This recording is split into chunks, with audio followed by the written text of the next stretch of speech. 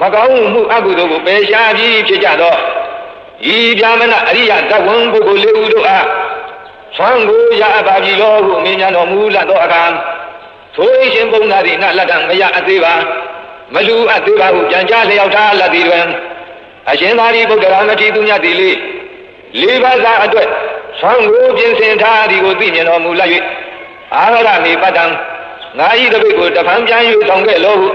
ပြောဆိုပြီးတော့အခါကိုတော်မြတ်ဤတပိတ်ကိုယူဆောင်၍ထိုအိမ်မှဖဲတော်မူခဲ့လေပါသည်ထိုအချင်းအရာကိုမြင်လိုက်တော့ပုံလေးမှကအိရှင်ဘုံနာကိုဂိဣမိနာဟုတ်ကံအိုဘုံနာဤယဟန်တော်မထေရကြီးကအဘယ်ကိုပြောဆိုအပ်သည်ဟုမေးမြန်းလာသည်တွင်အိရှင်ဘုံနာက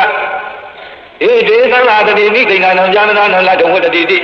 အာရမေပတ္တံတိအတနောပတ္တံကေတဝါကတောနဘုံဇိတုကမ္မောဘဝိတ္တိအိုရှင်မဤအိမ်တော်ဘာတရင်သုံးထိုင်နေတော်မူကြတော့မကောင်းမှုအကုသိုလ်ကိုအပပြုပြီးဖြစ်ကြသည်အရိယာဗျာမဏအရှင်လေးပါးတို့အားဤဆုံးကိုရခြင်းဟာသိ၏ဟုအကျဉ်းတော်ပြု၍ငါတပည့်ကိုယူဆောင်ခဲ့လို့ဟုပြောဆိုပြီးလင်ကိုတော်မြတ်ဤတပည့်ကိုယူဆောင်၍သွားပါပြီဆွမ်းကိုစားခြင်းကအလိုမရှိ၍ဖြစ်ပါလိမ့်မည်ဟု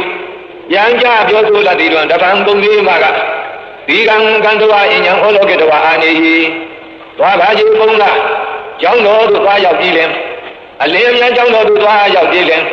တပါးတော်မထေရကြီးကိုပြဆောင်ခဲ့ပါလို့စေလွတ်သောအခါရှိသည့်အတူပင်ကျောင်းတော်သို့သွားခဲ့၍အရှင်မမောဂလမထေရသူမြတ်ကိုတွေ့မြင်သဖြင့်ထိုမထေရသူမြတ်ကိုပင်ဆောင်၍လာသောအခါ၌ရှိသည့်အတူပင်အရှင်မမောဂလမထေရသည်မိမိ၏တပည့်ကိုယူဆောင်တော်မူ၍ထိုအရမှဖဲခွာတော်မူခဲ့ပါသည်ထိုအခါအရှင်ဘုံဒီမှာကနဘုံတိတုကာမဘဝိတံတိဤမထေရမြတ်ကြီးတို့သည်စားခြင်းကအလိုမရှိကုန်သည်ဖြစ်တော်မူကြပါလိမ့်မည်ကိစ္စဗျာမဏဗျာမဏဝါဒကံကံတဝဧကံမဟာလကံဗျာမဏအာနေဟိသွားပါစေဘုံနာတို့ဤဝါဒစကားပြောကြရာအယထာနာတို့သွားရောက်၍အကြီးဆုံးဖြစ်သောဘုံနာတဟုကိုပင်ဆောင်ခဲ့ပါလို့ဈေခိုင်းခြင်းအမှုပြုပါသည်သာမဏေငယ်လေးပါးတို့မှာကနန်းတဲ့အခါကပင်အစပြု၍နေမြင့်ဒီအခါတိုင်အောင်တစုံတစ်ခုမျှရပွဲတောက်ပွဲကိုမရရှိကြသဖြင့်